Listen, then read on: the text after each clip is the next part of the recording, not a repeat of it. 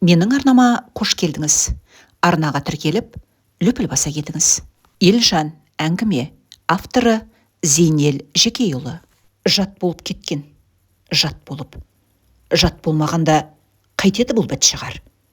Көзін сықситып, ашқаннан көргені тас қала. Тас көше болса, бүлдіршін кезінде тілі сынбаған соң оңама? Ендігісі міне. Не дейді? Кәкәй, ты шо? Қашума, кушума, ит білген. Бауырымызға басайық, осы жаманды деп Құдайдың сарын қылдым. Ерін бауырын алып, мөңкейді емес пе ана келін? Не дейді? Ауыл байыски болып кетеді дей ме? Ауылдан садаға кеткірлер. О не сей? О не сөз? Қаланың қызы ғой тық-тық еткен. Ана ауылға о баста айттым. Жағып бардың қызын ал деп Құдайдың зарын қылдым. Тыңдады ма? Жоқ. Мен оқыған мәдениетті дейме, сәдениетті дейме, қыздалам деді. Жалғыз балаларына ат қойған түрлер анау. Ролан дейме, Арлан дейме. Немене? Құдай-ау, балаға да осындай ат қоя ма? Баяғы батыр бабасына тартсын деп жаубасар қояр едім. Сұрады ма бұл? Немереміздің атын қойыңыз деп. Телефондарыңыз жоқ дейді. Әні, сылтауының түрі. Осы жаманды бір көрсек деп кемпір екеуміз 5 жыл күттік. Тасбауыр болып кеткен болар. Құралбай шал күйіп отыр. Күйініп отыр. Шарбақ ішінде тұрған ешкілерге осқырына қараған немересіне тағы көз тікті. Көз тікті де өзегі тақ өртенді. Бұда не жасық бірақ. Бар бәле өзінің жаман ұлы мен келінінде. Елжан, Елжан, келші бері. Аташка, менен зовут Елжан, Аралан. Забудыңды қоя тұр, бері келші, деді Құралбай ақсақал. Осындайда ат бола ма? Ролан, ал осында не мағына бар? Қазақта ат құрып қалғандай. Құдай-ау, ит екеш итке де ойланып ат қояды. Таймас, Құтжан деген сияқты.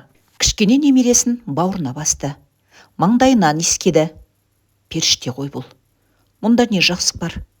Айтпақшы, бұлар мұнды сүндетке тұрғызбаған ау осы. Мұна түрімен мектебін қалай оқиды бұла?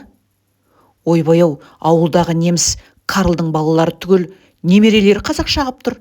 Ассалаумағалейкум деп қос қолын ұсынып ала жүгіргенде ішің жылып, өзіңде қалбалақтап қаласың. Ал мынауың не сұмдық? Қазақтан туып, қазақша сөйлей алмайды. Құралбай қарияның шеке тамыры шұдырайды. Әй, Ақылбек, бармысың? Ау, көке, кел, әңгіме бар. Көкелеуім, бұл кешенің. Осының атын Ақылбек қойдым ау. Ақылды болған түрі мынау. Ақылсыз деп неге қоймадым, ә? Көке, шақырдыңыз ба? Шақырмасам келмейін деп бедің? Отыр. Осы сенің не ойлағаның бар? Шалт бұрылды ұлына. Әшейінде мермен қарайтын көз шанары ызғырық шашып жеп барады. Асылбектің іш бауыры солқ етті. Шал бір шатақты бастайын деп отыр. Әкесінің жайдан жай ашуға мінбесі, ызғар шашпасы өзіне аян. Келгендеріне бір жеті болды. Алғашқы күні қуанып, қалбалақтап, мал сойып, есі кеткен. Немересімен тілдескісі келеді. Бірақ атасы немересінің айтқанын түсінбейді. Немересі атасын түсінбейді. Ақсақал қазақша, Ролан немересі орысша. Атасы мен немересінің түсінісуі қиын қайналды. Осыдан ақсақал тұйықтала түсті. Қабағы ашылмады. Түнеріп, ешкіммен тілдеспей, ұқылеуі жиілетті. Көке, түсінбедім. Түсінбейсің, әрине түсінбейсің. Елжан анаусын сылақтатып әлі жүр ғой. Нені сылақтатып? Қап, сүндетке неге отырғызбайсың деймін баланы. Ақылбек екі иығынан ауыр жүк түскендей бар денесімен серкілдей күлді. Тух, соған түнеріп отырсыз ба? Мен шынымен оқыс жағдай болып қалды ма десем? Бұған оқыс жағдай керек, ә? Бұл оқыс жағдай емес пе? Балаң 5-тен асты. Ертең мектепке барады. Кәпір болсын дейсің бей? Ой, көкай, таусылмайтынға таусылып, ол 5-ақ минуттық шаруа. Хирург аман болсын. 5 минут бар болғаны. Кеседі де тастайды. Саған дауа жоқ екен дегендей сыдықтата шырт түкірді. Ал мектебі ше?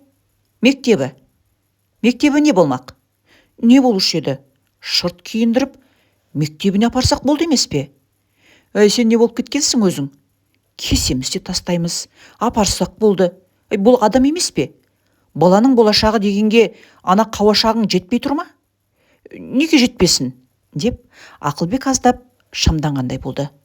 Үлкен қала толған мектеп, оның не қиындығы бар? Қап мынанай. Кошу деп жүрген ана бала қазақша қалай оқиды? Қазақшаға бармаса, орысшаға барады. Онда тұрған не бар? Қала толы қаптаған орыс мектебі. Ел қатарлы оқиды. Ел қатарлы? Құралбай қария шоқ басқандай шошып түсті. Ел қатарлы болу үшін орысша оқу не керек сонда? Намыс қайда? Намысың табаныңа тақыпталып қалған ба? Қазақша оқыған далада қалады деп қайдан шпан айтты саған? Көкесі түнеріп отырып қалды. Ақылбек қарияны аяп кетті. Не деп шұбатсын? Кішкене ауылдан шығып кетіп, үлкен қаланың қызығына байланды. Қаланың қазағы орыстанған қазақ. Дініне берік, темір қазық ұстанымы өзгеше.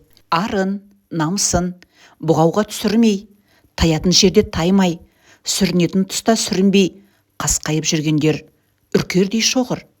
Әйтпесе көшенің тілі де, қызмет тілі де, қаңғыбастың тілі де, жалпы бастың тілі де бір тіл.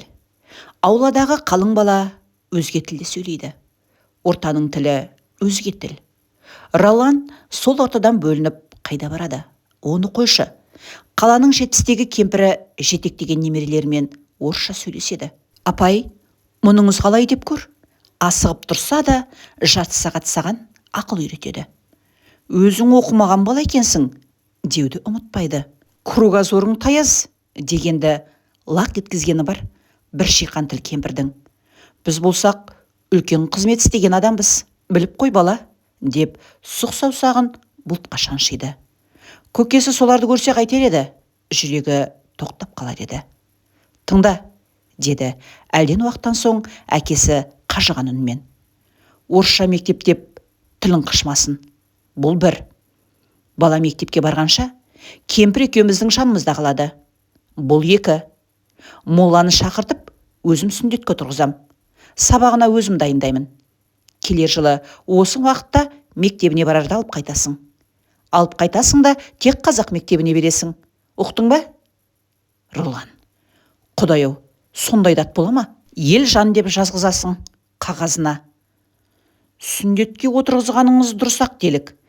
Мектебіне қалай дайындамақшысыз? Атын қалай өзгертеміз? Қаладағы ағайын туған, бүкіл достары солай айтайды. Ертең күледі ғой. Достар состарды қой. Ол немістің баласы ма? Қазақтың ұлы емес пе? Қазақтың баласының аты қазақша болу керек. Ағайын туған дейді ау күйдіріп. Әке шешеңнен артық ағайын туған тапсаң, көрейік оны. Қарияның өңешінде бір ауыр сөз кептеліп қалғанын Ақылбек те ұқты. Ақылбек, енді аузыңнан ақылсыз сөз шықпайтын болсын. Сөз таластырма. Елжанға қазақша үйрету үшін шетел асып оқып келу керек пе? Кемпір екеуміз не? Қытай тілінде сөйлесеміз бе? Кемпір екеуміздің ортамызда. Алақандай ауылда бұл кіммен сөйлеседі? Шо деп, а? Сөз тұйықталды. Ақылбек көкесінің мінезіне қанық. Алдашы қария көңілі бір қалса қайырылмайды. Соны ұқты да келіншегі Егзараға ұқтыруға тырысты. Алғаш естігенде бөксесіне біз тығып алғандай толадай келіп. Ақыл, бұл қалай?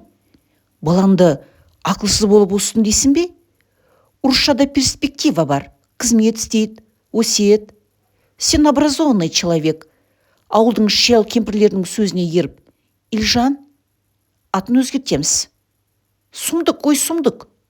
Кең төсекте не керек, екеуі түні бойы тепкілесіп шықты. Таңға шейін екеуі де көсілмеді. Арбасып, арпалысып, әрқайсысы өз сөзін дәлелдеп әлекке түсті.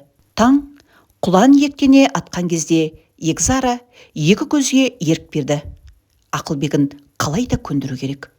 Екі оттың ортасында қалған Ақылбек аласұрып жатқан. Сұңқылдама, деп қиып түсті ақыры.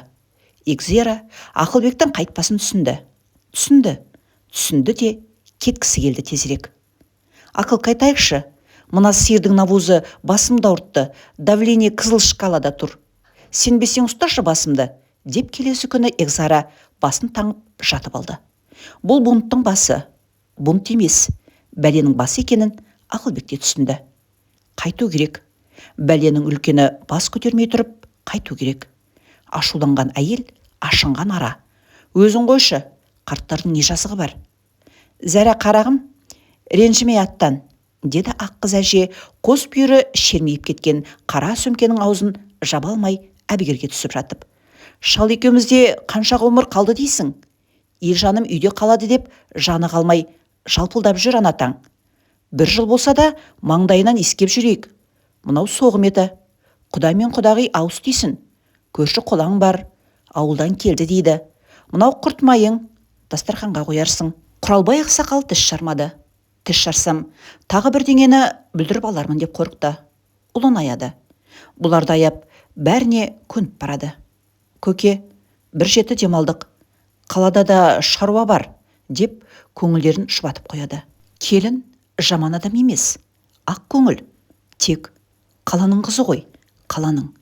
Орыстанып кеткен. Бала емес пе? Басында бұлдығын қырап, осқырының қырап жүрді де, ноқта киген құлындай көндігіп кетті. Құралбай қарияның жүрегі елжірей бастады. Ақ қыз әженің мейірімі Елжанның үстінде.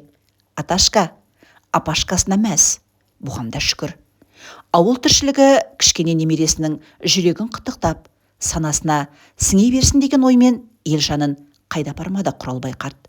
Бүгінгі бағыттары жылқылы ауыл, желі басы, құйрықтары тұштаңдап, әлі бастаға қоймаған құлындар, бастарын салбыратып, мүлге қалған мама биелер. Жылқылы ауылдағылармен амандық саулық сұрасқаннан кейін бұлар киіз үйге беттеді. Елжан атасынан бір елі ашырамай жүрі. Бәрі таңсық, бәрі қызық. Күбіден қымыз қотарылғанда отырғандар қопаңдап, мұрттылар мұрттарының шалғысын сипап, мұрты жоқтар тақияларын желкеге бір сырып қойды. Аққұба жүзінен нұр төгілген осы үйдің бәйбішесі мен қызы екеулеп қымыз қотарып жатыр. Құйылып жатқан қымыз беті мейістей жүзген майдан көрінбейді. Дастархан басындағылар осы көріністің өзіне рахат күй кешіп отыр. Лақылдамай, бір қалыппен күбіден құйылып жатқан қымыз иісі киіз үйдің ішіне бұрқырай жайлап, ішпей жатып отырғандардың буындарына түскендей. Құнжыңдасып, қопаңдасып қалды. Кеңсірік тартқан қымыз иісінен манаурап, балқып қалғандай. Қышқылтым дәмі әлдекімнің таңдайын суырып, танауын қытықтап, түшкіртіп те үлгерді. Ой, жарықтықтың иісі-ай. Қымыз мың аурудың емі ғой. Қымызға жетер ем бар ма? Пақ-пақ шіркін иісін-ай. Дөңгелек үстелді қаумалай отырған жұрт қауқылдасып ақ қалды. Емініп, жұтынып, қопаңдап отырғандар сәлден кейін салқын қымызды өңіштері бүлік-бүлік етіп сіміріп жатты. Жағалай отырған жұртты түгендеп болған соң, иман жүзді қымыз құюшы шағындау кесемен Елжанға да қымыз ұсынды. Сонау Алатаудың баурайынан атасын іздеп келгенін көрмеймісің? Жігіт болды деген осы. Жақсы тегіне тартпай тұра ма? Ой айналайын, томпиып тып-тыныш қана отырысын. Қала мәдениеті деген осы. Біздің ана жаман қаралар болса ғой, осы жердің апыр-топырын шығарып, көшіріп жіберер еді. Елжанының неге үндемейтіні атасына аян. Таңдайлары жібіп, маңдайлары жіпсіген қариялар әңгіме тегінің қай кезде ағытылғанын өздері де білмей қалды. Осы сәтте өзгелерге байқатпай, атасын жеңнен тартты да, мен кетемінді егімен білдіріп, сытылып шыға жөнелді. Қалқаның астында жатқан қара төбет, бұл қай баласың ей, дегендей мойнын бұрып самарқау бір қарап алды да, алқымын жерге төсеп, созылған қалпы жата берді. Желі басындағы құлындарға жақындады. Мына бір кішкене қасқа құлынның әдемісін-ай. Суреттей сұлу, құйрығы боп бұйра, құйрығы мен жалы қап-қара, екі көзі дөп-дөңгелек. Тосырқай жақындаған балаға бұл да тосырқай қарайтындай. Ауыл баласы болса ғой, тапырақтап жетіп келеді де бас салып жалынан, маңдайынан сипай бастайды. Елжан қасқа қолының маңдайынан сипағысы келді. Мысық табандап жақындады. Бағана желі басында ана бір тыриған арықтау жалаң аяқ бала қасқа құлынның кекілін кішкене саусағымен тарап, мойнынан құшақтағаны бар. Қасқа құлын мазамды алмашы дегендей шегіншектеп, тапырықтап, сәл тулаған соң сабасына түсті. Қант бер оған, сонда саған бауыр басып кетеді, деді қала баласының қылығын сырттай байқап тұрған бағанағы қымыз қотарысқан ерексектеу қыз. Ана біздің үйдегі Қанат кішкентайынан қант беріп үйретіп тастаған. Басында биелердің арқасында бұлт-бұлт етіп жалтарып, ұстатпай діңкелетіп бітетін. Қазір емі табылды. Қанат бір түйір қантты көрсетсе, секеңдеген бәлекет өз ұмтылады алақаныңа. Елжан үнсіз. Бірақ қыздың не айтқанын шамалы түсінгендей. Әй, Қанат, қайдасың? Үйден 2 түйір қант әкеп берші, мына қонақ балаға. 2 түйір қант ұстаған Қанатта жеттен тігіп. Мә, қорықпа. Алақаныңа салып, тұмсығының астына апарсаң болды. Кім берсе де жей береді. Елжан Қанат берген 2 түйір қантты алақанына салып, не істерін білмей тұрып қалды. Міне қара, деп Қанат бір түйір қант алып жақындай беріп еді, үстің ерін жыбырлатып лып еткізді де күтірлетіп шайнай бастады. Елжан бір басып, 2 басып жақындай түсті. Қолымды тістеп алса қайтемін дегендей жаңағы қызға жаутаңдай қарады. Қыз бірден түсінді. Қорықпа дедім ғой, деп жымия жанына келді. Қолыңды қайтеді сенің қант тұрғанда. Қанттың дәмі таңдайын қытықтады білем. Елжан дәл қасына келгенде ноқта үзе ұмтылды. Танауы жыбыр-жыбыр етіп, үстің ерні созыла жорғалап жөнелді алақанда. Тағы бір ұмсынып, ілді де кетті қанттың бір түйірін. Күтірлетіп ала жөнелді. Қатыр-құтыр шайнап жатыр. Езуінен ақырын су ақты. Құлынның тұмсығындағы майда түк Елжанның алақанын әлі жыбырлатып тұрғандай. Дегенше мойнын соза тағы ұмтылды. Елжан алақанын тоса берді. Лып еткізіп, 2-ші түйірін іліп кетті. Қытырлатып шайнап жатыр. Ат басын ауылға бұрды. Атасының алдында Елжан отыры жарбиып. 2 қолы ердің басында. Көңілі әлі де шылқылы ауылда. Беймәлім бір қимастық бар. Әдемі де әсерлі сәттер жылқылы ауылда қалып бара жатқандай. Әлденені іздейтіндей. Атасының қайтайық дегенін алғашқыда жақтырмай қалғаны да рас. Атасы ой үстінде. Жанын мазалаған Елжанның қазақшасы. Қазақшасы қисайып тұрса, ұл мен келін орыс мектебіне беріп жіберуден тайынбас. Ой үстінде ауылға да жетті. Ата, ертең құлынға тағы барайықшы, деді тілін екемге қинала көндіре үзіп жұлып. Құралбай қария немересін аяп кетті. Орысша сөйлесем апармай қояма деген оймен Елжан қинала әрең айтты. Аяқ асты бір қолық сап ете түсті қарияға. Құралбай ақсақал аяқ асты ойына келген мына қолығына өзі де риза. Қаналаулап жүре берді жүзінде. Ертең бармаймыз, деді немересінің жүзін қабақ астынан барлай. Почему? Деп шошып түсті немересі. Міне, бар бәле осы ошему, сашему да. Сен орысша сөйлесең, еш қайда апармаймын. Сенің немерең қазақша білмейді деп, анашалар күледі маған. Бір күнде бір ауызша сөз айтпасаң, жылқылы ауылға да, бүлдірегенге де апарамын. Тек орысша сөйлемейсің. Тіпті бар ғой, мен саған арқардың қозысын да көрсетемін. Арқар деген аң болады. 2 мүйізі киіз үйдің шаңырағындай. Арқардың қозысы деген сұмдық әдемі. Керемет қой, керемет. Аңның ондай сұлу баласын еш жерден көрмейсің. Бақ, көзі жәудіреп, қос құлағы селтиіп қарағанда көз алмай, қыбыр ете алмай қаласың. Ойбой, несін айтасың? Оны көрген балада арман бар ма? Аңыра Елжан аз тұрды. Бұл күтпеген шарт. Көз алдына әдемі қозы келді. Қойдың қозысын көріп жүр. Арқар деген қандай аң? Киіз үйдің шаңырағын атасы көрсеткен. Мүйізі шаңырақтай болса, өзі қандай болмақ? Елжан орысша сөйлемеуге іштей уәде берді. Аташка, мен орысша сөйлемеймін, деді қинала. Әй шал, мұның не? Баланың басын қатырып, деді бұлардың әңгімесіне құлақ түрген ақ қыз әше. Көзін ашқаннан Шүлдірлеп жүрген бұл бала бір күнде қалай қазақ бола қалсын? Оны сей, кішкене баланы тергеп, ақ жұмыртқа сары уыз емес пе? Тәйт, ала құйындатып барасың ғой өзің, жел айдаған қаңбақтай заулап. Қайта осындай балғын кезінде қазақтың бар қасиетін бойына сіңірсін. Буыны қатқан соң иілмейді, ие бермей кетеді, арам шөптей қаулап. Тек кес-кестемесен, әлі ақ шүлдірлеген орысшасын қалай ұмытқанын білмей қалады.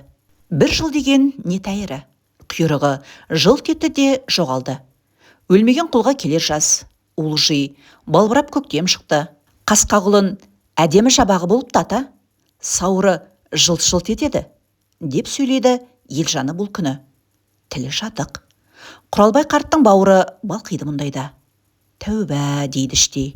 Бәсе, тегіне тартпай қояма, дейді тағы да қоқилана қопаңдап. Енді бір айдан кейін ұл мен келін Елжанды алып кетпек. Қуаныш пен қобалжуы бірдей хабар. Қуанатында, қобалжитында әрине болар. Орталарында құлындай ойнақтаған Елжанның алып таудың баурайындағы үлкен қалаға кететініне қобалжиды. Әйтпесе, Елжанның өзі өткен жолы, ата, өлсем де орыс мектебіне бармаймын, деп қойып қалды емес пе? Осы сөзді естігенде қос қарияның жүректері жарыла жастады. Садаған кетейін жолыңда, деді ақ қыз әжесі кемсеңдеп, жүрегіңнен айналдым. Қарада тұр, мына немерем сенің ана Ақылбегіңді ақылымен оны орайды, деді Құралбай ақсақал қуаныштан жүз алаулап. Кемпір-ау, мына Елжанымның айтқанына зер салшы. Есілдерді бізді ренжітпеу. Шалау, Ақылбек сенің де балаң емес пе? Жоқ, ол саған тартып кеткен. Маған тартса, мына періште жүрек Елжанымды туған халқының тілінен айырмас еді. Шалау, айдың күннің аманында шала бөлінгенің не? Менің бар білетін орысшам здрасте ғана емес пе? Жоқ, бәрібір саған тартқан. Ақылы жоқ Ақылбек сенің балаң, Елжаным менің балам, деп қисайды Құралбай қарт. Жарайды, сенің айтқаның ақ болсын, деді кемпірі ақсақалының илікпейтінін аңдап. Жаздың соңын ала құйындатып жетіп келді ұл мен келін. Елжанның сайраған тілін тыңдап, талып қала жаздады. Надажы, деп бас шайқаумен жүр зәрә келін. Ұлы тілмен жақтан айырылған, ыржиып күле береді. Менің әкем бе, әй менің әкем бе, шайтанды да сайратады-ау қазақша, қолына түссе. Ойланып тұрып қалды. Әлден уақытта барып тілі шықты. Әке, қарыздармын сізге.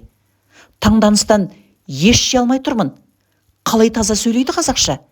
Бітті, тек қазақ мектебіне барады.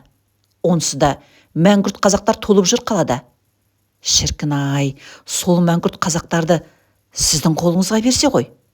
Бір шыбықпен айдар едім, ондай тілін сатқан тексіз сорларды, деп Құралбай қария дәл тәубаларына түсірердей жұдырғын түйді.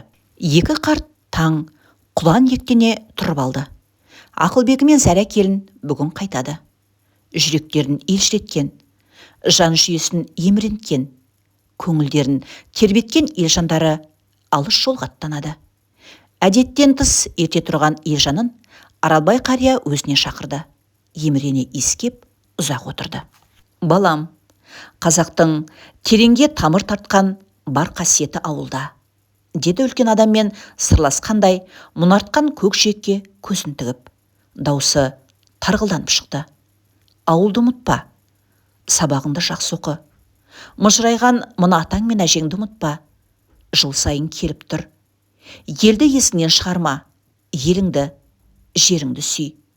Ұлтшанды, елжанды болсын деп, ұлтын жүрегімен сүйсін. Елін, жүрегін тосып қорғасын деп, атыңды Елжан қойдым. Осыны ұмытпа.